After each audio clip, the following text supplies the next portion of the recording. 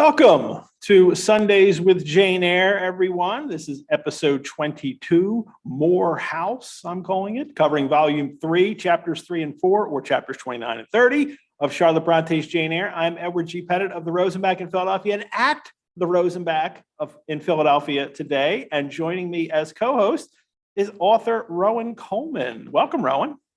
Hello, and thanks ever so much for having me. I'm delighted awesome. To be here. Yes, and where are you joining us from? I'm joining you from very windy Scarborough on the north coast of UK in Yorkshire. Nice. All righty. Very appropriate for today's chapters too. Yeah. That's really great. Well, welcome to all our erudite Bronte soars and airheads.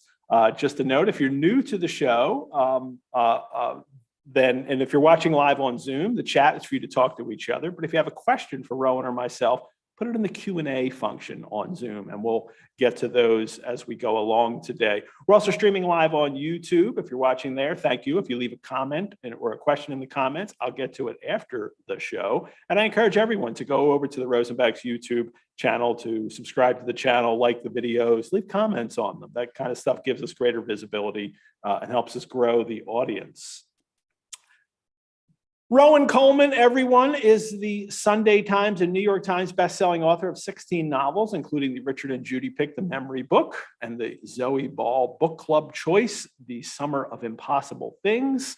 Rowan also writes the Bronte Sisters Mysteries under the name Bella Ellis. Here's The Vanished Bride, a series that imagines that before they were world-renowned novelists, the Bronte sisters were amateur sleuths. These include The Vanished Brides, The Diabolical Bones, and The Red Monarch, with more on the way. Welcome, Rowan. Hello.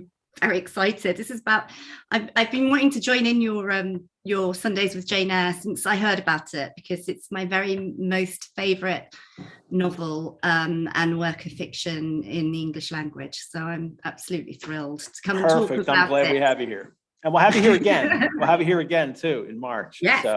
So right away, we just signed you up for 2 right off the bat. That was good. How did your interest in the Brontes start? Has this been something of long standing? It has. It started when I was about 10, and I was dragged to the Bronte Parsonage Museum by my mum on a rainy day, and I didn't really want to go, and I couldn't think of anything worse than going to the house of some dead authors. But it cast its spell over me, as it does over so many people. And the moment I stepped into the parsonage, it's alive with history. It's one of those amazing buildings that just seems to contain the atmosphere and the dynamism of the people that occupied it before. And I was it felt like stepping into history, and then it felt like stepping into a family life. And as a 10-year-old who was a bit of an outsider, I didn't know it at that time, but I'm dyslexic and have ADHD, and often felt outside of the world and outside of normality. And there's something about the Bronte children that just really chimed with me, and especially their little books, which I think chime with a lot of children. My mum bought me a copy of Jane Eyre, and I went home and I read it, and I was riveted. And so that's your Jane Eyre story too, that you read it at was. That is my Jane Eyre. It was the first Bronte book that I read, and I read it really fast. Now I must confess that at the age of 10, I probably skipped big chunks of dense prose, and I got very bored by the time we got to the whole Rochester thing. That wasn't for me. But I was so involved with Jane as she was standing up to Aunt Reed and her bullying cousins, and I was there with her at the school, and I was terrified out of my mind in the Red Room, and couldn't, and I remember distinctly, and I hope I don't ruin this for anybody who's watching it now, but the reveal, the twist that you never saw coming. It was genuinely, to me, that was amazing, because I was convinced it was a ghost. So I I was absolutely swept away by it. I thought it was immense and wonderful. Skipped quite a lot of the romantic stuff that later on became more important to me. But as a 10-year-old, I think that definitely set me on the path. Did something bring you back to the novel then later, or was it just always a kind of presence that you were always kind of? I read it always. It was my comfort book. It's always been my comfort book, and I go back to it. I mean, I guess like at least once a year, probably now. At the moment, definitely, because I'm writing. Yeah, and because and I'll ask you about the series in a minute, but because you're writing about them, do you then still go back and read the Bronte novels?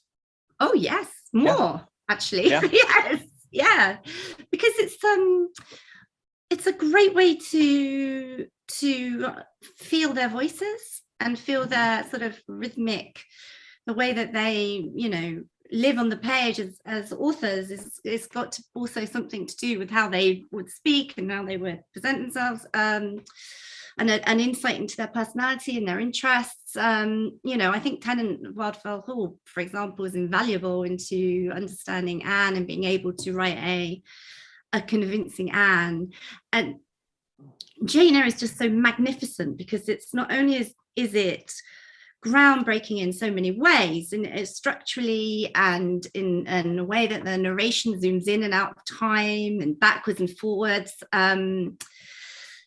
It's such a manifesto, isn't it? It's a manifesto for being who you are, and despite come what may, sticking to your guns. And that for me is, I don't think Charlotte is Jane, but I think Jane could not have existed without a lot of Charlotte in her. So how did the mysteries come about? What inspired you to write those? I was writing another novel under my own name, Rowan Coleman, which was set in a house called Pondon Hall, which is a house that's very strongly associated with the Bronte family. It's just outside of Haworth. It was lived in by the Heatons until 1898, and the Heatons and the Brontes were very good friends for a while, until Patrick Bronte thought that they'd led Branwell a little bit too far astray, and then they fell out. But before they fell out, it wasn't hard to lead him astray, though, was it? So he's ready to be led astray. He didn't really need any help. Before the sisters used to use the library at Pondon Hall because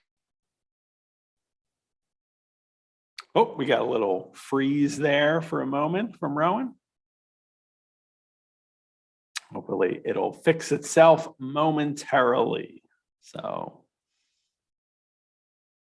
and while we're waiting for that, I just started this, The Vanished Bride, and I'm about 70 pages in, and I'm really enjoying this mystery. And one of the things I really like about it is the way the characters, Anne and or the sisters, the Bronte sisters, Anne and Emily and Charlotte, to get to see them kind of interact with each other, to have fun, to just kind of be in their presence.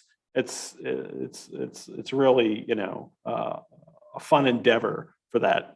So there you are. So I was just about to tell you before that happened. Go ahead. I've got a bit of a haunted house. Just before that happened, I was going to tell you that Pondon Hall is part of the inspiration for Wuthering Heights, and has the box bed window with now a reproduction box bed built around it that I have slept in. So I've slept in a box bed by the box bed window, reading Lockwood's Nightmare. It's brilliant. Wow, that's exciting. So I was writing a novel set there, and I had an idea that I might weave in a timeline of the sisters trying to solve the same mystery as my contemporary heroine. And then when I thought about the sisters solving mysteries, I thought, hang on a second, that's the best idea I've ever had. And so I imagine you had to think, like, hasn't it been done? Like, surely somebody did this. I went to Google and looked it up, and I couldn't believe my luck. That's great. In how do you, come at them as obviously you know their novels very well, and you can get some things about them in the biographies and letters, but creating them, it's one thing to read, say, Charlotte's letters and talk about what she might have been like, but it's another then to bring her to life. What's that process been like for you? And just what's that process been like? How do you go about it, and how do you continue that? Well, it's quite scary because the whole family is beloved of many, many people, including me. I love them very much. And so I have decided early on I would take 100% care to get all the known historical facts either completely accurate, or if I have to move them for the sake of the narrative, I make it very clear that that's happened. And then I spent a lot of time in Haworth, a lot of time at the parsonage, reading letters, getting into the heads of the characters, of the sisters, as much information as I can absorb the landscape, the clothes, the atmosphere. Charlotte's letters to Ellen, I think, are probably the most incredible and important resource until just now, because now we have all the new treasures that have come from the Huddersfield Library. Mm-hmm. And really I just made a decision, research, respectful, and never make them do anything that I don't think that they would have done in life. Mm-hmm. So I think, there's nothing, they're bright, intelligent, curious women. If there was a local mystery on their doorstep, I think they perhaps would have gone and had a little look to see if they could figure it out. Uh-huh.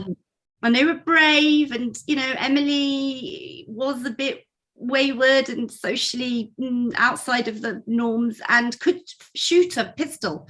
She was in fact a crack shot, which, as you can imagine, gave me great joy when I found that out. So I've just basically immersed myself in everything that we know about the Brontes, and also everything we don't know about the Brontes gives me an opportunity to weave in fictional elements. And quite often I sort of reverse engineer some of the plots from the novels in order to create fictional inspirations that might have gone towards the novels, a little bit lightly, not too much, because then you quite soon run out of plots. So. Mm-hmm. The Vanished Bride, the first one, this occurred. The timeline for the family it's just after Branwell and Anne have returned from Thorpe Green, because Branwell most likely was having an affair with the mother of the house there, and Anne was the governess, and she had to leave as well. And now they're solving this mystery, and then the next two, are they then is just chronological just after that, and then situating him? Is the third one, I think, maybe around when the books are being published, or? So, well, the first one, as you say, is 1845. They're all under the roof for the first time in a long time. Branwell's been disgraced and sent packing from Thorpe Green. Anne's had to follow in his footsteps, given much less money, by the way. He got £27 for behaving badly, and she only got 6. And Charlotte is back from Brussels and nursing a broken heart of her own, as we come to realise, because she has a huge unrequited love for her former tutor, Monsieur Hager. In the second one, in The Diabolical Bones, which is a very sort of Top Withens, Wuthering Heights inspired one, it's 6 months later, so it's Christmas 1845, which is really fun to write, a really proper gothic, slightly spooky, itchy, lots and lots of folklore and local history and local legends in the I love a ghost story for Christmas. I can't wait to get to that. So. Oh, it's brilliant. And just every time I research a book, I find out brilliant things that are true that I can use in the book. So in The Diabolical Bones, there's a house. I can't tell you too much about it for spoiler reasons. But I'll get to it. Yeah, I don't need it. But the house has a secret architectural feature to it, which is based on fact. I just couldn't believe my luck when I discovered that. I was delighted. And then for the third novel, The Red Monarch, they make a secret trip to Dickens' London. So they're in London for a week, in the Covent Garden Theatre and the Rookeries of St Giles, and they actually do bump into Mr. Dickens at one point. Ooh, all righty. Usually in the show, when I do it at home, there's a big portrait of Dickens behind me. So, wow. I just did a behind the bookcase tour here at the Rosenbach last week, in which we take people to the library, and I was bringing out items from our Dickens collection. We have the earliest manuscript of Dickens, and we have the last photo taken of him, and on the back of it, he signed his name and dated it the very day that he had the stroke that he died from. Wow. So, amazing. Things like that. Around. And then next week, I'm doing one of these tours here for our Bronte holdings, the Bronte books that we have, and the one letter that we have to Ellen Nussey, and then we have the preface, the manuscript for the preface to the second edition of Jane Eyre. We have that here too. So we have some nice holdings here that we take care of, and we like to share as much as we can. The nice thing about these tours is that it's just up to 10 people in the room with me, and you can hold the books and hold the things and really look at them. It'll be really nice to do that next week. So there's still space in it. If anybody lives near the Rosenbach around Philadelphia, you can sign up for that. Just book a plane ticket. I'll be there. There you go. That would be great. So, excellent. Well, this is going to be great to have you for these chapters today, because as we were talking earlier, not everybody loves the Rivers chapters of this novel. So we need to really get into it. And there's an awful lot to talk about in them as well. And, there is. So we will get to those. I've got my special magnifying glass. Good. The last chapter, Jane, we were talking last week about Jane kind of finding her new identity, that, she's at the literal crossroads, and she has to now kind of reassess her life. She was, Jane Eyre, the governess, and then she was Jane Eyre, kind of part of this family at Thornfield. That's what she really wants. She needs connections with other humans. And then she was about to be Jane Rochester, lost it all. Now she's lost and wandering, literally, for those few days, searching for connect. And then she sees the house. She's the light, and she follows the light, and it's this family. And she comes up with a new name for herself as well. How do you see Jane's journey at this part in the novel as she comes to the Rivers? When she leaves Thornfield, she leaves with nothing, and I think it is very much that she feels that she's had to just rebirth almost herself. She's had to leave everything behind, because it's her hopes, her aspirations, and she fought so hard against those hopes, for the large portion of the time that Mr. Rochester was courting her in his own weird way. She fought against her feelings for him. She battled against it and said, this can't happen, it's not right. Look at you, you're so plain. Look at Blanche Ingram, she's so beautiful. You're completely different. You can't go in, this can't happen. Put these thoughts away. And then the minute that she allows herself to become, as her agent of her own will, part of this relationship with Rochester, it all falls apart horrifically. So I think her journey is miserable and cold, and it's the absolute nadir of the novel, but it does allow a sort of spiritual rebirthing, where she sheds all of that misfortune and shed it so much that she outgrows it and fortifies herself and becomes a stronger person and becomes Jane Elliot, and she trusts in herself, follows the light, and I feel like there's a real sort of spiritual there's always a spiritual thread running through Jane Eyre for me, and this belief in trusting your inner instincts, but also that there is a path to follow that's the right path, and if you trust yourself and you do the right thing, you stay on the right path, you will arrive in the right destination. And for me, that is Jane arriving at the Rivers house.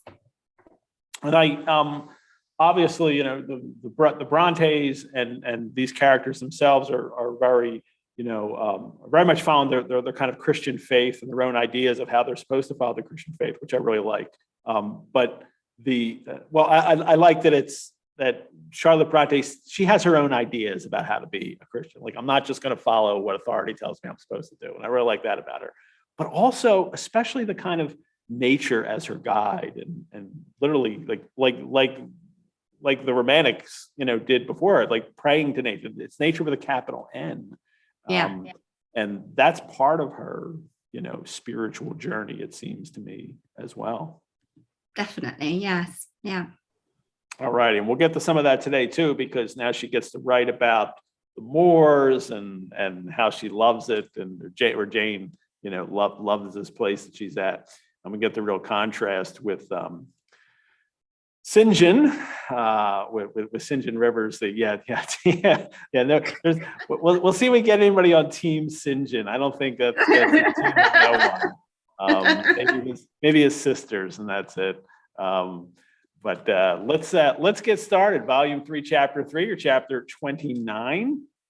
Jane has been in bed for 3 days, she says. 3 days and nights succeeding this is very dim in my mind. So she's so exhausted and overcome with this exposure to the elements and not eating for a couple days that now she is just kind of incapacitated. But she's aware of everyone else coming into the room, and she's aware of what they're saying. She just can't respond. She writes about Hannah being the Hannah the servant was my most frequent. Her coming disturbed me. I had a feeling that she wished me away, that she did not understand me or my circumstances, that she was prejudiced against me. When the sisters come in, though, it's all sympathy. It's, you know, poor, emaciated, pallid wanderer. And I love the way they put together who Jane is exactly what Jane does in her life. This kind of, you know, reading people by their dress, kind of the behavior, but it's very much apparent physiognomy. The sisters, you know, Mary and Diana comment on this, and she has a peculiar face. Her physiognomy would be agreeable if she, you know, was if she was better. And then St. John comes in, but he only comes in once,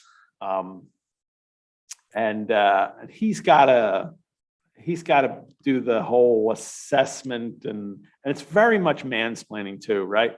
This kind of like I think it's interesting how he reads Jane's features, and he gets them right, but then he comes to some wrong conclusions about her. In that, right, like he gets them right that she is her physiognomy is not indicative of vulgarity or degradation, and that's such a 19th century thing to do. Like, you don't meet somebody and look at their features and think, you know, whether they're morally good. She looks like she's on death's door, but she looks like she's probably a decent person. Yeah. I know. Yeah. You don't use that physiognomy to that. That's been going all through this novel. I mean, Bronte herself, and she writes in letters about this, and also do you ever get to use this in your fiction to write about physiognomy and have them talking about that? Yes. Yes. In fact, in the one that I'm writing right now, a lot. But yes, I think it is fascinating. St. John is fascinating the way that he makes that assessment of her very sort of, she's respectable enough to be allowed to die in his house. But he's not particularly worried about, there's nothing he can do. Either she's going to live or she's going to die. And whereas his sisters are, but, let's see if we can help her live, because that would be nice. He's very... off the bat, his characterization is exactly, what Charlotte wants us to think of him, is that he is extremely controlled, self-contained, almost repressed, dare I say it, right from the very moment that we meet him. Yeah. The mansplaining bit comes in this kind of, you will find she is some young lady who has had a misunderstanding with her friends, has probably injudiciously left them. We may perhaps succeed in restoring her to them if she is not obstinate, like it's, and that's the mansplaining part that he can quickly assess. Now it's like he's right in that she has fled from people that, friends, he calls them, but he's wrong in that it's clearly not injudicious for her to do so. Like, she was right. No, it's not her silly little head getting all over. Yeah. And then he says, ill or well, she would always be, she is not at all handsome. Ill or well, she would always be plain. The grace and harmony of beauty are quite wanting in those features. And be careful, St. John, because that's like romantic words to Jane. Calling her plain is like, oh, yes. And you're not so good looking yourself. She loves doing that. And, I thought that was very funny. That's the kind of love. It's that blunt assessment of someone's looks. Jane finds that more, interesting than than if he was just she finds it refreshing. Yeah, she does. It's interesting. And that's all the talk of Rochester and, you're ugly. So you're ugly. So, and she has no problem telling him that. So you're not handsome. What is the difference? I did dwell on this quite a lot from the last reading, in between why we don't feel quite the same way about Rochester as we do about St. John, because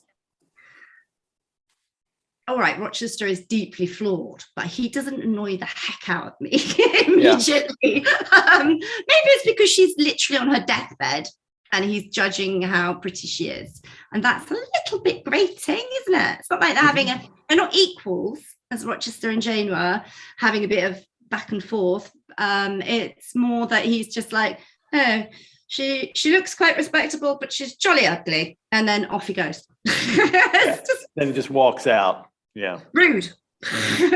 Well, Jane finally wakes, and this is interesting, that I felt ashamed to appear before my benefactor so clad, and that that she'd have to wear her dirty clothes, and then she was spared the humiliation. This is a big deal for her. The fact that and it's the very class conscious Jane too, isn't it? Yeah. Yes. She comes. I mean, she's obviously battled her way to her status. She's battled her way through never having a home, never feeling at home.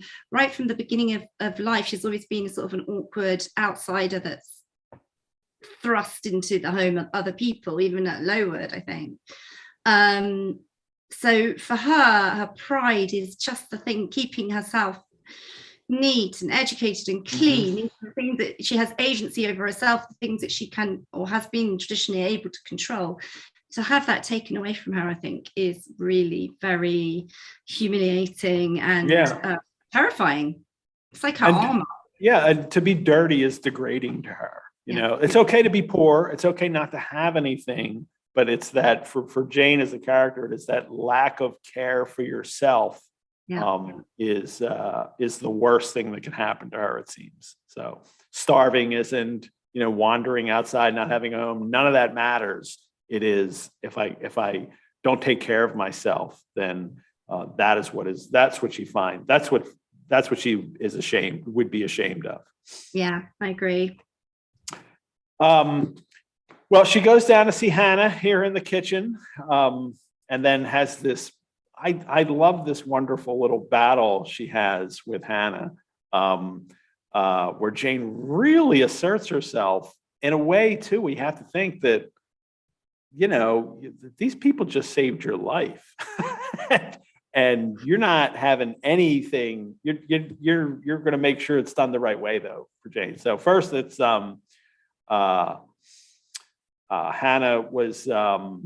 She even smiled when she comes in. She comes in, she's all nicely dressed, and Hannah smiles. But Hannah says, "Did you ever go a begging before you came here?"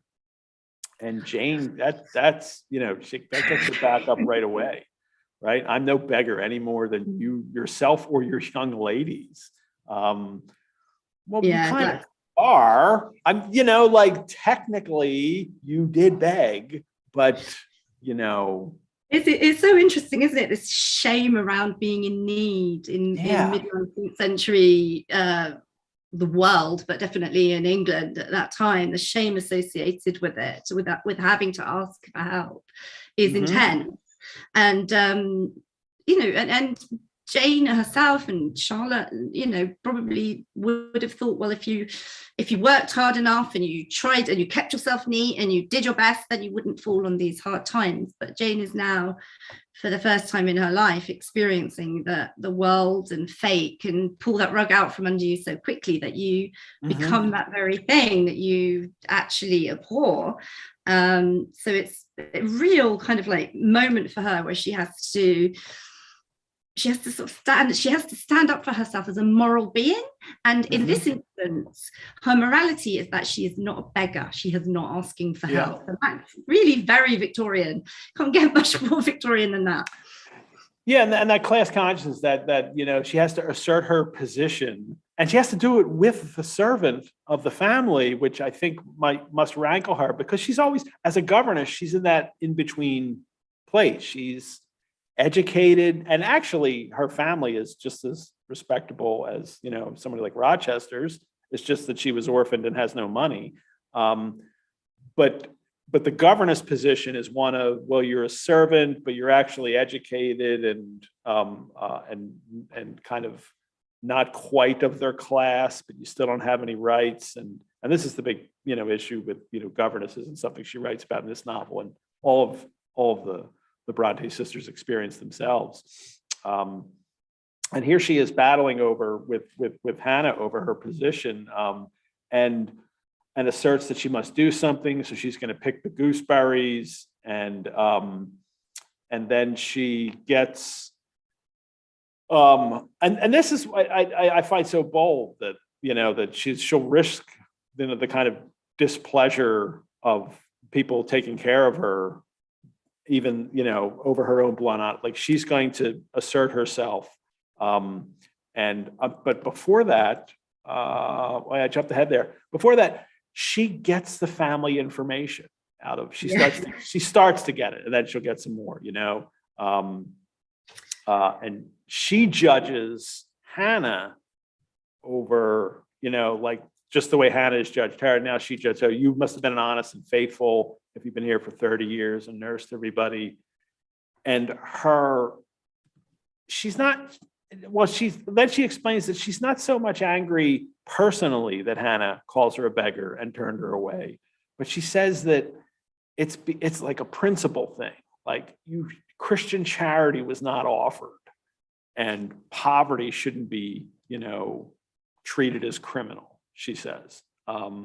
If you're a Christian, you ought not to consider poverty a crime, which is, I don't believe her in a way, in that it is personal. I don't know. How do you read her reaction to Hannah here? I think there's so many different things going on with Hannah, which is really, really interesting. And so indicative of Charlotte's skill at blending together all these threads in one conversation to create more than one outcome for the reader. She knows that she feels ashamed, and she wants to reestablish respect for herself and with Hannah. And so, she does stand up to Hannah because she wants Hannah to see her for who she is, in an intellectual, independent being, who is superior to Hannah in some way, and also lecturing her as well a little bit, which is quite something when you think about it. But at the same time, as you say, she extracts all the information about the family because she would make an excellent detective. and also she helps. So she says, she's simultaneously saying, I'm not a beggar, and by the way, poverty isn't a crime, and I know better than you, but actually I'm also going to help you with what you're doing, because I can see you're a decent woman, and maybe I'm in class terms slightly your superior, but I consider us equals as human beings, and this is how she engages with her. And I like to think of this scene as inspired perhaps a little bit by Charlotte's relationship with Tabby, their housekeeper, who they obviously loved dearly, and who was more of very much a mother figure to them, but also probably presented them with a lot of views that challenged and were different to their own as well, and that gave them an opportunity to think about the world from a different perspective. Yeah, and Jane immediately forgives her. Like, okay, that'll do. I forgive you now. Shake hands. They shake hands. I like that. And from that moment we were friends. Oh, that's it. She put her flowery and horny hand into mine. Another and heartier smile illumined her rough face. And from that moment we were friends. I mean, this is important to Jane, and it's forgiveness, and she always needs to pursue that with people. And they shake hands, and now we get this great paragraph here in Hannah's dialect too. So it's Charlotte Bronte getting to write this, is it Yorkshire dialect, or well, from whenever this would have been? It's Yorkshire dialect. Yeah. I wouldn't try it because I'm not Yorkshire born and bred. And we talked about this last week. This kind of thing, not the dialect, but this with Kathleen, Dr. Kathleen Hudson was on last week about how the family servant kind of becomes, especially the female family servant, kind of becomes in charge of the family history, and then gets to tell the stories and kind of carry on the legacy. And, that seems to be what's happening here. But this is who you go for the information about the family, and she's the caretaker of the family in a sense. In a sense, she's the caretaker of their reputation and who they are as people. In the house. And in another sense, she's giving away all of their secrets immediately. Yep. Gives the whole, story of them. We learn that Mary and Diana are actually governesses like Jane, and they're just home for a little bit while their father has just was ill and then has died. So they were home for that in this house. And St. John is the parson there. I guess is this where we learned? Yeah, this is where we learned that he was the parson of the church that was turned away. And I don't know if we learned that last time or not. But and then he comes in. Oh, they all come in. The sisters come in, and St. John. But the two ladies stopped to talk, but St. John just, when he saw me, merely bowed and passed through. Like, doesn't even, hey, how are you? He just goes in the other room, sits down, starts reading. He's so odd, and not even rude, just odd. Like, it's just very important things that he has to think about. He's got important thinking to do. But I think he says that a bit later, doesn't he? I must think about my important things to myself. I have no time for your shenanigans, sort of thing. Yes. So he is odd. He is very self-contained, and maybe searching for his faith or searching for his calling. We'll get to some of those passages. Yeah, he's a hard one to like. So she's looking at the girls and the sisters, and she's commenting how charming they are, and then they leave her in there alone. She closed the door, leaving me solus with Mr. St. John, who sat opposite, a book or newspaper in his hand. I examined first the parlor, then its occupant. Very Janian. This is what she does. Like a detective, right? She's so observant. This is what you have to do. and examines the house and is able to judge it in a way that, like, this is a respectable family. They take care of their things. They're not extravagant. Very respectable. And then she examines him, and so we have this contrasting view of this young man, contrasting from her early descriptions of Rochester when she first sees him, and describes him and all his grimness and even ugliness, as she says, about Rochester. But St. John is, tall, slender, a Greek face, pure in outline, straight classic nose, quite an Athenian mouth and chin. And he's good looking, as opposed to, how she described Rochester earlier. And then, but she also, and his eyes are large and blue, and his high forehead, and but then she says, then she says the one with the jet. I'm sorry. This is a gentleman. This is a gentle delineation, is it not, reader? I love that, bringing the reader in, as Bronte always does here. Yet he whom it describes scarcely impressed one with the idea of a gentle, a yielding, an impressible, or even of a placid nature. Quiescent as he now sat, there was something about his nostril, his mouth, his brow, which to my perceptions indicated elements within, either restless or hard or eager. And that's Jane doing the physiognomy of a character, and reading these things about him, that restless, hard, and eager is yes, a man who's right off the bat. He's a man who's has his own internal demons, doesn't he? That he hides very, very closely in order to appear that he's doing the right thing.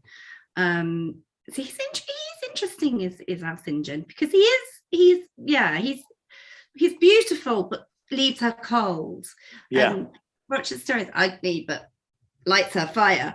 So it is that kind of, is it that separation between how one feels one should live life and being true to your own nature and your own spirit, which is Jane is always fighting to be true to herself, and St. John is fighting so hard against being true to himself. Particularly when I don't want to skip ahead, but his feelings for when we get to Rosamond. So it could be that's what repels her, is that he's clearly not being true to his own spirit. Well, and I think also, while Rochester really enjoys Jane's bluntness in the way she's, honest with him, I'm not so sure it plays off as well with St. John. And she's immediately like that. And she tells him, "I am, sir, it is my way. I had always my way by instinct, ever to meet the brief with brevity, the direct with plainness." I'm just going to give you blunt, honest answers. And and now he tries to get out her who she is, so he can help her. Let me know, the residence of your friends, so we can restore you to home. And then she says, "I have none. Not a tie links me to any living thing. Not a claim do I possess to admittance under any roof of England." I mean, this affirmation of her independence, but it's also an affirmation of her loneliness too, right? That it's she is quite tragic. Bearing in mind that what she's been through to arrive at this point. She's been forced out of the home that she was supposed to be raised as an equal in, and treated so terribly at that horrible school, and then she finally finds a place and a home and a family and a home, and it's her own. It's an ironic that it's her own independence that refuses her to allow her to compromise, to keep those things that she really wants. She wants that family, she wants that home, she wants that roof that she belongs to, but she will only do it on her own terms. So it's double tragic, I think. It double whammy hits you in the chest when she says that.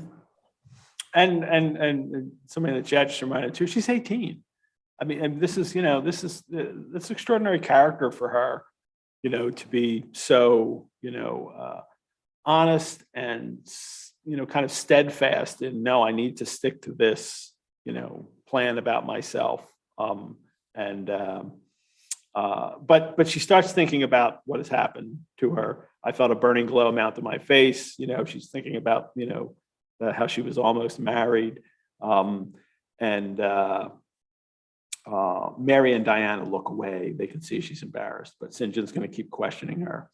And she tells him that's a secret. Sorry, the name of the place where and of the person with whom I lived is my secret, and she's not going to tell him. And she says, I will tell you a little bit of the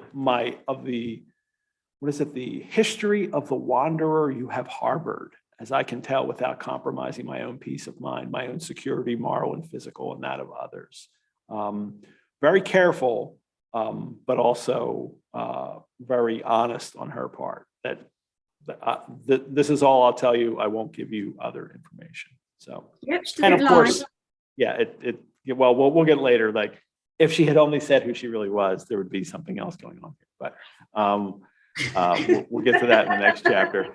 But let me take a moment here as a mid break to let everyone know that we bring Sundays with Jane Eyre to you for free. So if you'd like to support the Rosenbach through donation, you could do so at our website. And since this novel was published in 1847, we're asking for donations of $18.47 to support this show.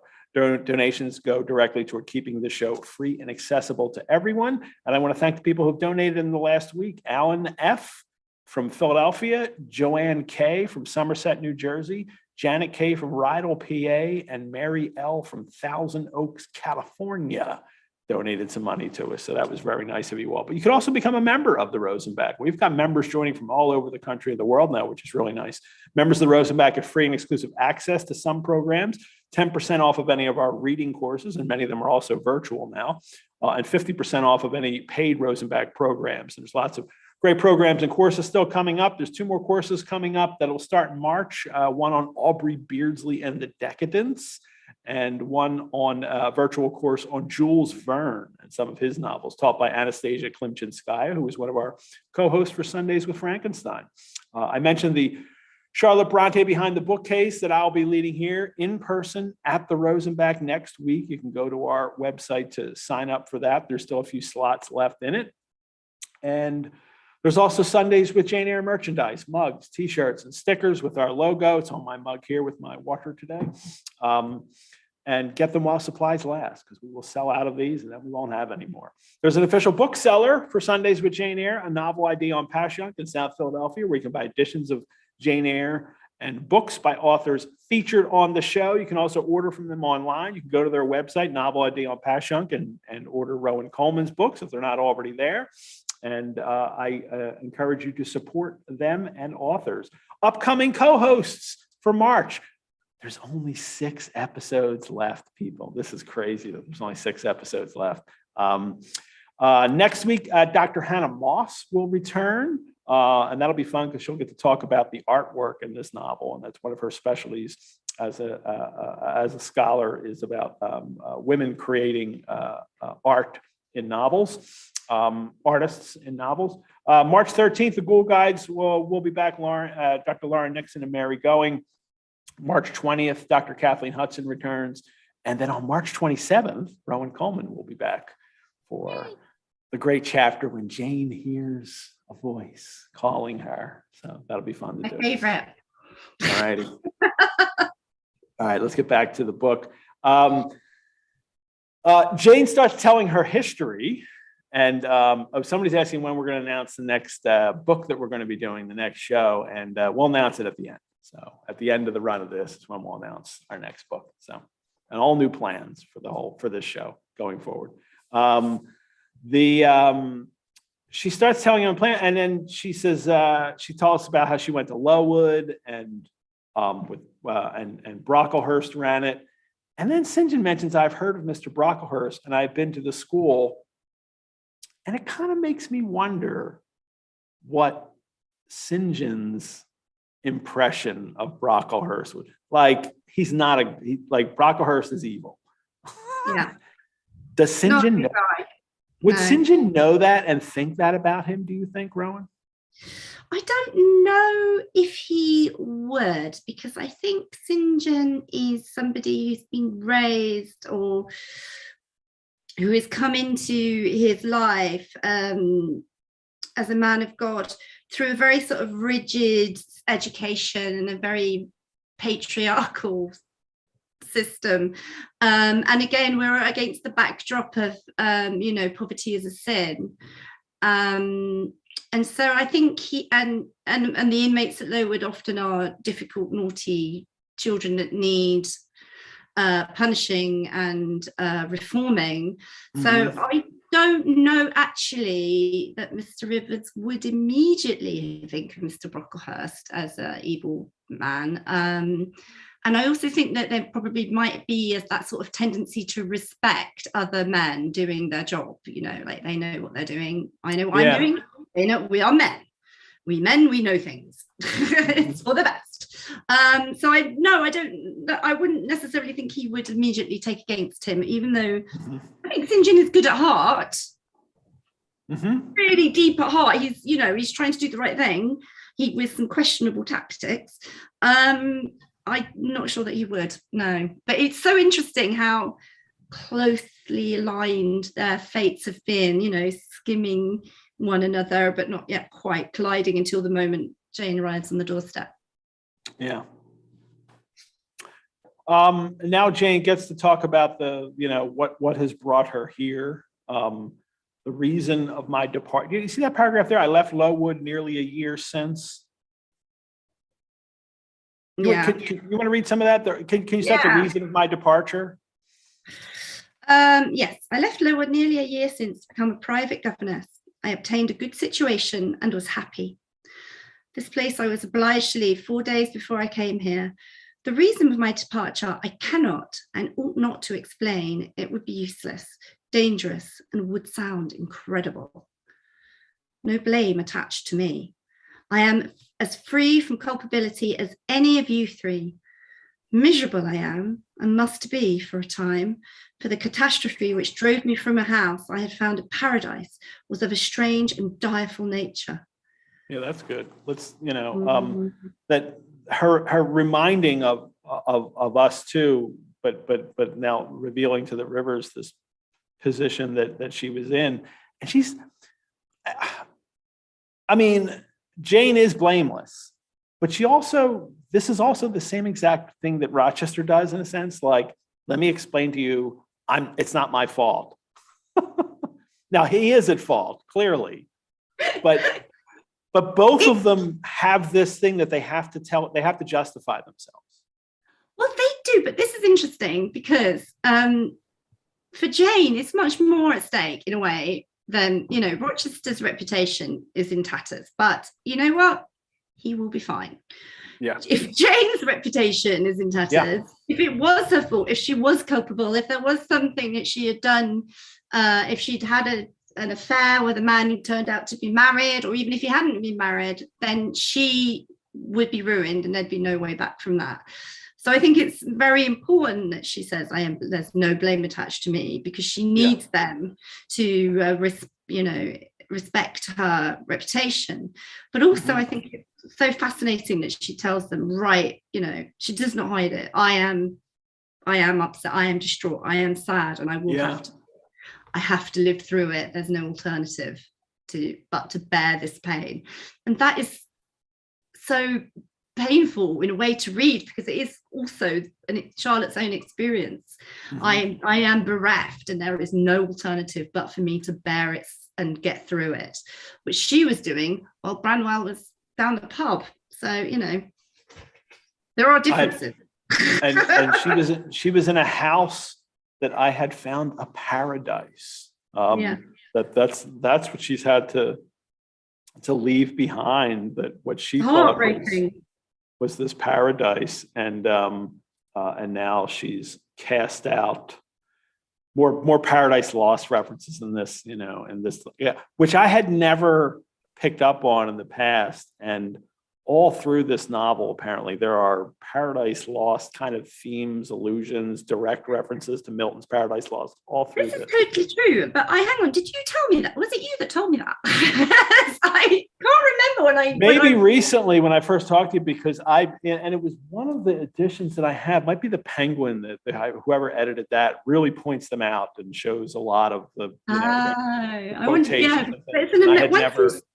Once you start to see it, you can't unsee it, can you? Yeah. That's amazing. Yeah. So that Charlotte was a big, and that's of course obviously following in that tradition of the other romantic authors that had come before her, where they're all trying to rewrite Paradise Lost in some way, and it's still going on in 1847 now. This is still happening with authors.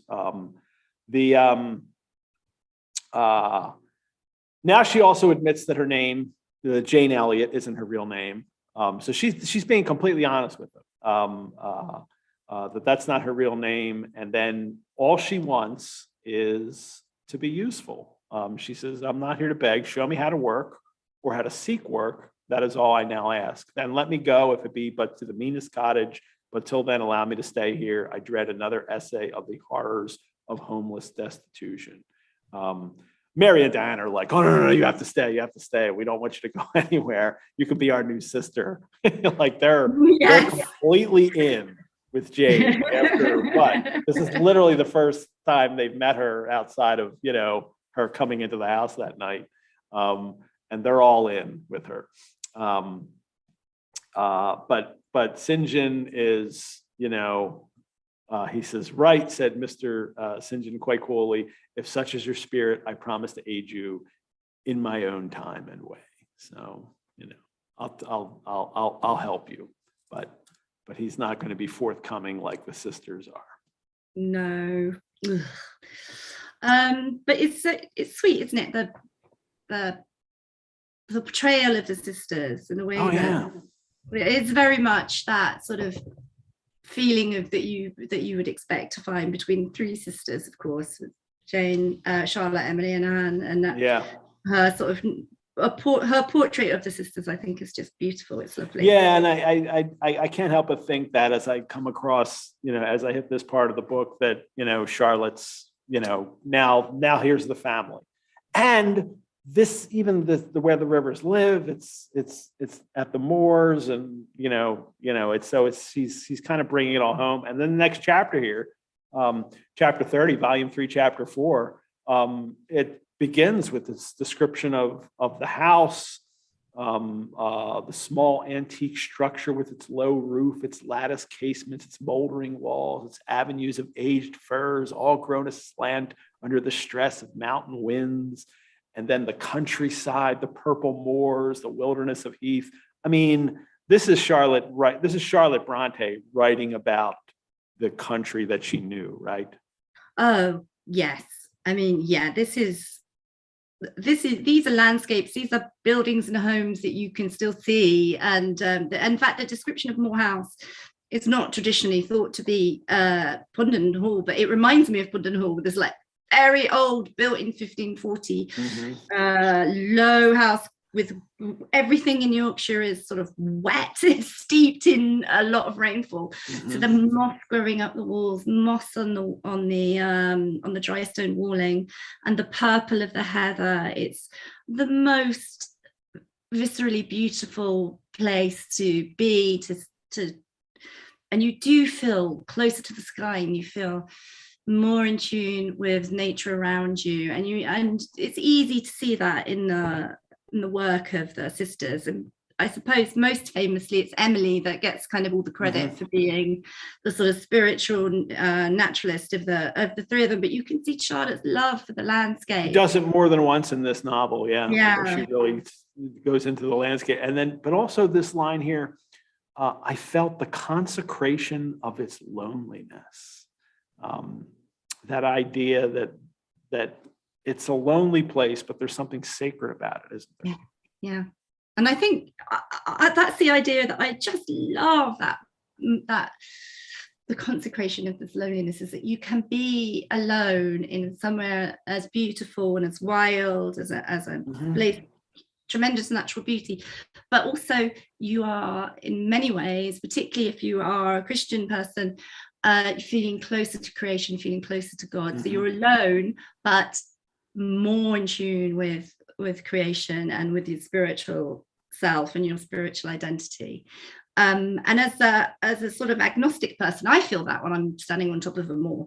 So I think that that's very much part of Jane's spirituality, but also part of Charlotte's relationship with her religious views and her Christianity as well, as through nature. Yeah. And that's all very evident in the opening of this chapter. And then we meet more on Diana and Mary, and this kind of, Diana's very, paragon-like here in the way she describes her, handsome, vigorous, in her animal spirits, there was an affluence of life and certainty of flow. I love that expression, animal spirits, very 19th century term. And when I looked it up in the OED give it a definition of nervous vivacity, natural liveliness of disposition, healthy physicality. I like that phrase kind of really shows the connections of humans to the natural world too. So that we're part of that. But yeah. OED even cites Charlotte Bronte, not this passage, but they cite a letter from her from 1847 that she had written to William Smith Williams from Smith Elder, who published Jane Eyre. And she wrote about how she doesn't have, she says, nor do I possess those unflagging animal spirits, which would enable her. Because he actually asked her to write a serial. He's like, would you think of writing a serial? And this is her response. Like, I don't have the kind of unflagging animal spirits it would take to write a serial. Fascinating. That is brilliant. She was like, no, thanks. I don't want to think of something every week. I'm not writing a serial. I will write what I want and then I will send it to you. But I'm an artist. Thank you. I feel like, so for me, that echoes it what's the word for when something pre-echoes, foreshadows, surely this description of Diana that then comes more into the novel Shirley, when we meet Shirley, who is one of my favorite characters in literature, and who a lot of people think, including me, is very inspired by Emily. So yeah, I love that description. And here's Jane. Even she was fain to sit on a stool at Diana's feet to rest my head on her knee. This is really, I don't know. Well, no, I can't say that, because when she goes to Thornfield, first of all, she wants adventure, and she gets that because the house is haunted, and she just doesn't know how. And then she finds out why it's haunted, because there's Rochester's wife is locked up in the attic. And she's searching for that connection she's searching for a romantic love, and she has it with Rochester. But this is another thing that she always wants, that she hasn't had since Helen Burns. This kind of sisterly companionship. And she's found it immediately with Diana and Mary. And Mary, then she's, giving her art lessons. And this is this little idyllic existence that, well, it's only going to last for, a month, but at least it's here now. And then more on St. John. And now we really get the description of his character and who he is and how he behaves. She says, like, the intimacy she has with the sisters doesn't extend to him. He is out most of the time, she says, visiting the sick and the poor, in the parish. So that's in his favor. But then she goes to hear him preach. And would you read that little paragraph there? But besides his frequent absences, and when she talks about him, his character. Oh, no, that's not preaching, but I'm fascinated by this. You have that paragraph, but besides his frequent absences? Yeah. But besides his frequent absences, there was another barrier to friendship with him. He seemed of a reserved and abstracted and even a brooding nature, zealous in his ministerial labours, blameless in his life and habits. He yet did not appear to enjoy that mental serenity, that inward content, which should be the reward of every sincere Christian and practical philanthropist. Often of an evening, when he sat at the window, his desk and papers before him, he would cease reading or writing, rest his chin on his hand, and deliver himself up to I know not what course of thought. But that it was perturbed and exciting might be seen in the frequent flash and changeful dilation of his eye. What's he thinking about? God. Yeah, well, he's thinking of Rosamond, maybe. Brooding, about Rosamond. No enjoyment, and this sitting at the window too, to describe him, this for Jane to notice this. She is a person who likes to sit at the window. She did it on the window seat at Gateshead as a child, to hide. She loves gazing out the window. That it's also kind of part of her restless energy that she needs to be at a window looking elsewhere. Rochester, when he's the fortune teller, tells her that, right? He says, "Oh, you sit at the window looking out." So that's something Rochester observes in her. And St. John's like this too, that he's not content where he is. And that seems to be what happens in this novel. People sit at the window because they're not content with, they need something more. Yes. Looking out for that other horizon, horizon that is just beyond their reach. And I suppose for St. John that he's been dealt this stack of cards, hasn't he? That he's been dealt this life in the clergy, he's been dealt this unfortunate financial circumstances, and he's been barred from, as he sees it, being able to pursue the lady that he really loves. And so his mental torment is that he isn't being true to himself. He isn't living true to his own spiritual needs, which isn't to say that he doesn't believe what he's telling his pastors and telling his parson. What am I trying to say? Parish. Just want to say his parish. He does, and he obviously has great faith and great strength in his faith, but he hasn't been able to choose it. It's been forced upon him, and I think maybe Jane sees that in him, and perhaps there are similarities between them. In fact, later on she refers to him as a brother, and maybe they are very much two peas of the same pod in a way.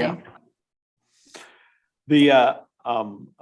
With the window too, I wanted to mention too, also in contrast, all these people who got windows, remember Bertha lives in a room without a window. So that's literally the way it's described. So she's in a windowless room, doesn't even have that. But anyway, and then about nature here, just as Jane is so inspired by this natural countryside and the sisters, but for St. John, nature was not to him that treasury of delight it was to his sisters. There was more of gloom than pleasure when he, kind of in his experience of the world. No solace there, and that's really telling in a novel like this. Like if you're not inspired by nature and find solace in it, then you're kind of lost in a sense that you're not where you're supposed to be. And Jane notices that. And then she talks about his preaching, which was compressed, condensed, controlled. The heart was thrilled, the mind astonished by the power of the preacher. Neither were softened. Throughout there was a strange bitterness, an absence of consolatory gentleness, stern allusions to Calvinistic doctrines, election, predestination, reprobation, that, boy, I don't want to go listen to his sermons. It's almost as if he's doing it by rote rather than through passion or through sort of a spiritual conduit. He's acting the way he thinks that he should. Yeah. That he's intense. She describes him, he's intense, but he's always there's something he's not revealing or not letting go.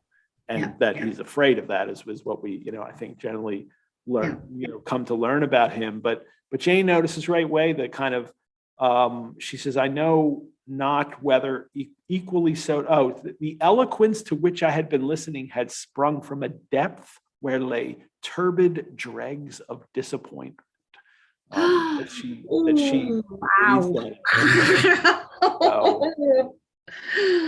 Yeah. And he had not yet found that peace of God which passeth all understanding, she says. That kind of, he can't, and it leads her to think too of, he had no more found that I thought than had I, with my concealed and racking regrets for my broken idol and lost Elysium.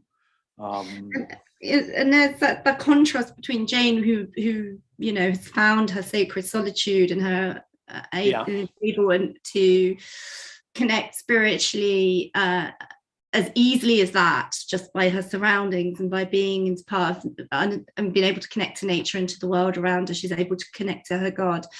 And St. John, having everything that he has, all the learning, all the education, all the upbringing, is disconnected from that feeling of pure faith, that it doesn't seem to pour out of him in the way that Jane experiences it. Yeah. But that, my broken idol and lost Elysium, whew, that is, and that's what she's lost, I mean, and we went through this, we've been through so many weeks of kind of Rochester bashing on this show, but we're constantly reminded by Jane that he is paradise to her. He is her Elysium. This is who she wants to be with, and she really feels that they're that connected and complete together. That's her disappointment. What St. John's disappointment is, she doesn't know yet, but she can read it in him. That she can see that there's, and I like the way you put it, that kind of, like he's just been put in this position in life. He doesn't really want to be at this parish, this parson in this small little parish. Well, now he'll have the opportunity, now that his father has died, to go off. I think there's definitely a bit of wish fulfillment here as well. I think for Charlotte, maybe that she, somebody, when I did a reading of Jane Eyre and over on Instagram last year, and I think someone said that St. John might be her sort of idolized version of Branwell, who is sort of good and makes all the right choices instead of the wrong ones. But also St. John is, and I think both Branwell, there's a comparison to be made in that, as women were, confined to certain expectations by society, so were men. And so St. John, his choice has been robbed from him in many ways. He has a job to do, and he must do it. There isn't an alternative. So I do feel actually a bit sorry for him at the moment. I'm feeling a bit sorry for St. John. And just as an aside, I won't go into it now because we'd need a whole nother episode, but I've gone full circle on Rochester. Started out like loving him, hating him, back now to loving him. Good. All righty. Well, yeah, and we can talk about some more of that the next time you're on. I love that. I mean, that journey you go on with characters like this, who are so real and who mean so much to you, is, I think so important in, and it's so important to talk about too. It's especially in contrast to kind of academic, theoretical, critical discussions of texts, in which that kind of thing that's kind of usually taken out. And I always think it's important. And the way you relate to or something like Jane Austen novels. I always fell in love with the heroine of a Jane Austen novel, except for Fanny Price. But that's I kind of like her more now. And that was the way I read them. And that's enormously important to acknowledge that and to figure out how that's making connections with you. And then you can see how it works in the text and how this author has done this job of making a character become so real to you that you can talk about them as real people. And that's the reason that we're still reading this novel 200 years later. Is the characters absolutely speak to us. They reach out, grab us by the heart, and we love them. Or we hate them, or we need to know what makes them tick. And that they're so brilliantly drawn, and the entire novel is so perfectly orchestrated that we are still talking about it now and working out and trying to get into the minds of the characters. It's just an amazing tour de force. It's an incredible piece of work. I find emotional reactions to works just as vital, if not, maybe more important than intellectual ones. So with some of the phrases that you've dwelled on in these novel, in these couple of chapters that have that punch, a real punch in the heart. And that's why an exercise like this is so important and beautiful, because it lends us the time to really dwell on this writing and to seek out those little gems and to sit with them and appreciate them for a moment. And it's incredibly wondrous experience, I think. Yeah. I was also going to say, you were talking about, how you've come full circle with writing. Like as we get older too, we change. We're different people. Every time you reread Jane Eyre, you're a new person, and so you become a bit more forgiving, I think. I think just very quickly, I will say that I think Rochester seems to toy and torment and lie and tease Jane, and he does all of that, but I think he's really trying quite hard to establish whether or not she really does like him, and B, not to do what he wants to do. I think he's trying to resist it very, very hard, and then in the end he fails, but he's not as strong as Jane, so I kind of forgive him a bit for that. All righty. Well, St. John has now said, Jane asks about what she can do, because the other girls are going to go back to their governess jobs. And he says, I found her to buy something for you 3 weeks ago. But as you seem both useful and happy here, as my sisters had evidently become attached to you and your society gave them unusual pleasure, he didn't bother to propose this plan yet, which is nice on his part. He saw that this was going on and he let it happen. Yeah. But then he beats about the bush for this job offer. Like, get to what is going on? He says, he just keeps not, and it's funny because, and since I am myself poor and obscure, I can offer you but a service of poverty and obscurity. You may even think it degrading. And then he goes over and gives this little sermon. And Jane, I love Jane. She says, well, I said, as he again paused, proceed. Will you please tell me what this is? But he doesn't. Then he gives another little, he looks at her again and he's talking another little sermon. Do explain, I urge, when he halted once more. And he finally gets to it. And it's interesting because it's all based on this. He says, a lady, Miss Oliver, the only daughter of the sole rich man in my parish, has given him some money that he can have to educate an orphan from the workhouse, who will also be the aid to a mistress of a schoolhouse for the poor girls. He has already set up a school for the boys, and now he needs someone to teach the girls. And he finally gets to it. And after several paragraphs and 3 little mini sermons, Jane's just response is, I thank you for the proposal, Mr. Rivers, and I accept it with all my heart. What are you talking about? Come on. Do you think all of that is because he just can't quite bring himself to refer to Miss Oliver evening passing? It is part of that, and we'll hit that next week. When we meet Rosamond and find out their relationship. Actually, the next couple of weeks we kind of deal with that and St. John's relationship with her. But I think it is. It's and it's almost like he sneaks it in, and this is Lady Miss Oliver. She's the daughter of the rich man. But I almost feel like that's all he wants to talk about. Yeah. Talk about her. Yeah. 100%. Yeah. Yeah, I totally get. Yeah, I totally agree with you. Oh. And then we get this moment too here, right towards the end, where then he seems disapproving, and she says, "What do you disapprove of?" And he says, "You will not stay at Morton long. No, no. Why? What is your reason for saying so?" He says, "I read it in your eye. It is not of that description which promises the maintenance of an even tenor in life." That he recognizes that Jane is bigger than herself, you know. She's Madeline. She's big inside. She's got more to give, and she's not going to be able to just teach these, poor girls, what they need to, the basics, the rudimentaries of education. She's going to want more than that. But when she says, "I am not ambitious," and then that sets him off.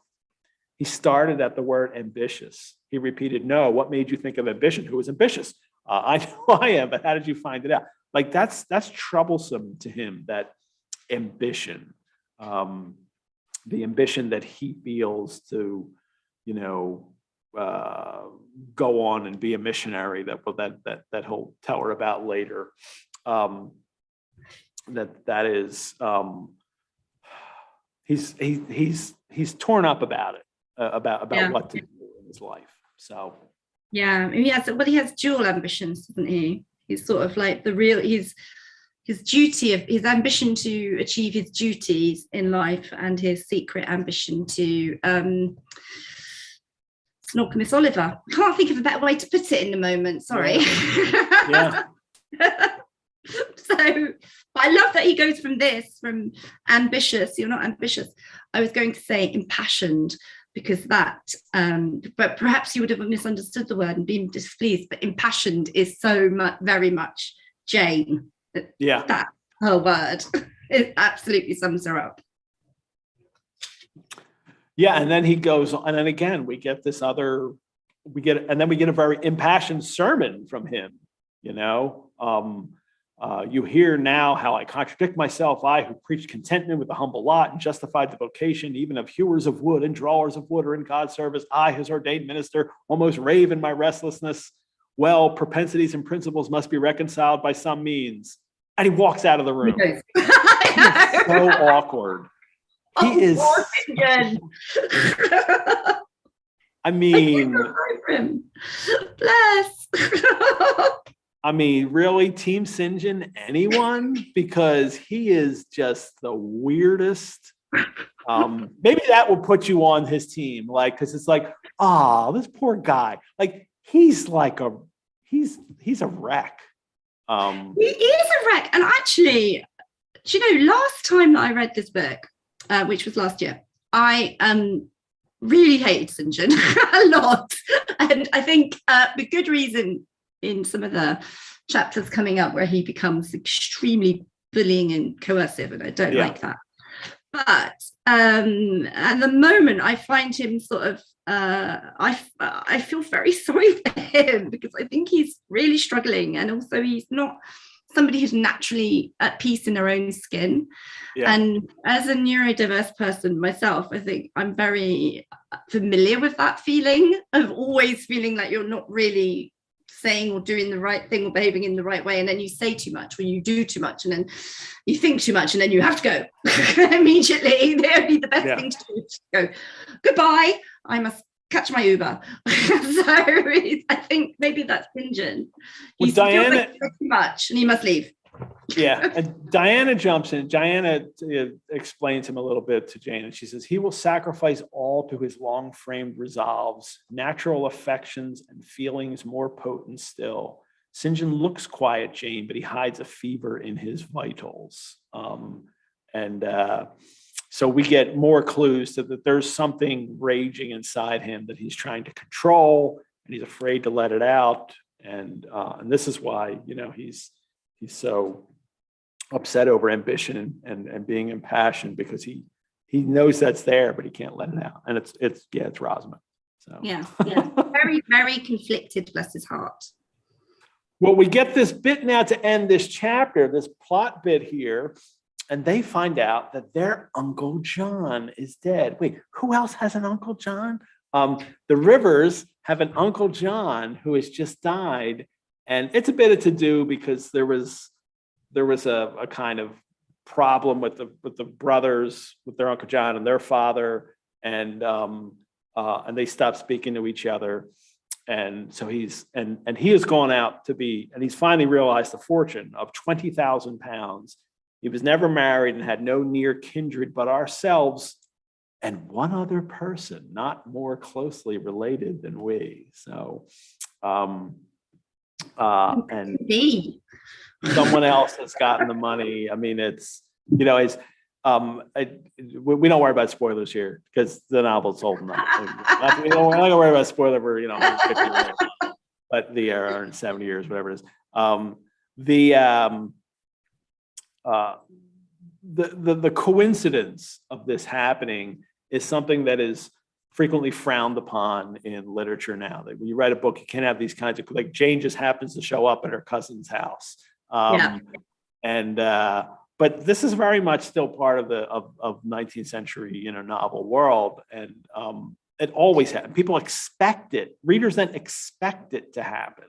Well, yeah, exactly. It is part of that. It's part of that tradition at the time. But also, I think that the way this novel, the way Charlotte's crafted Jane Eyre, it actually doesn't make you quite as incredulous from a 21st century point of view as you might be, because it is all about stay on that right path, metaphorically, allegorically, and literally. And be true to yourself, stay on that path, and you will arrive at the correct destination. And that's what she does, and that's what happens. She arrives at the right place. It's also that providential worldview too, that everything's happening for a reason, and she talks about it in this book, the way everything is connected in the nature and the signs and premonitions. And so that's the world that we're in, where Jane, of course, would wind up at the house of her cousins, because that's the way this world operates. Yes. And but because she said her name's Jane Elliott, not Jane Eyre, they don't know who she is. So exactly, which gives us a lovely bit more plot. Oh, it's brilliant. I love it so much. And then that's it. This explanation given, the subject was dropped. No further reference made to it by either Mr. Rivers or his sisters. The next day I left Marsh End for Morton. The day after, Diana and Mary quitted it for distant B. Could that be Birmingham? I'm trying, because they say it's a big city in the south. Is that the south? It could be Birmingham, or Bradford. Not that far away. No, Birmingham probably. And then the old Grange was abandoned. Rivers, St. John, and Hannah go to his parsonage, and Jane's going to have her own little house, in a way, her own place to stay with her own little school. Her own roof for a change, for a little while. But she never has anything very long, does she? That month at the Grange of sort of idyllic family life. It is just this idyllic month, right? And that's all it is. It's 1 month but exactly what she needs to regenerate and become the new Jane Elliott. And to sort of to begin to forge her own path again from the small schoolroom forward. All righty. Well, Bronte stores and airheads out there, thank you for tuning in today. We'll post this recording on our website, and if that's how you're watching on YouTube, thanks for watching. We have a Sundays with Jane Eyre Facebook group where we continue the conversation. Look us up on Facebook and join in that conversation. But also go to the YouTube account, like the Jane Eyre videos, comment there. I love that stuff. Thanks to Brianna, who was our chat Mrs. Fairfax today, managing the links in the chat. Thank you, Brianna. Next week on episode 23, Dr. Hannah Moss will come back, and she was on with episode 10 for chapter 15, and we'll talk about Jane's artwork again. For volume 3, chapters 5 and 6, where Jane starts her school and paints a portrait of St. John's secret crush, Rosamond Oliver. So If you're all looking for more virtual engagement, head on over to the Rosenbach website, check out the other virtual offerings we have. And the Rosenbach is also open to visit. See our website for how we're continuing to make it safe for you to come see our exhibitions, historic house in person, and some programs now. And ask everyone to please support the Rosenbach, which you can do by donation.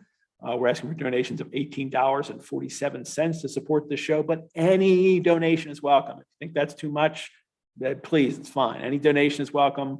And if you're not already a member, I invite you to join. Rowan, this has been a great pleasure having you here today to talk about this. Enjoyed every minute of it. Thank you ever so much. Just any excuse. Thank you. Great. And we'll have you back again next month. I love it. Brilliant. I'll see you back then. Bye. All right, everyone. Playing us out over the credits will be Pleated Gazelle's Secrets. Farewell, readers. May you live entirely for and with what you love best on earth. Bye-bye, everyone.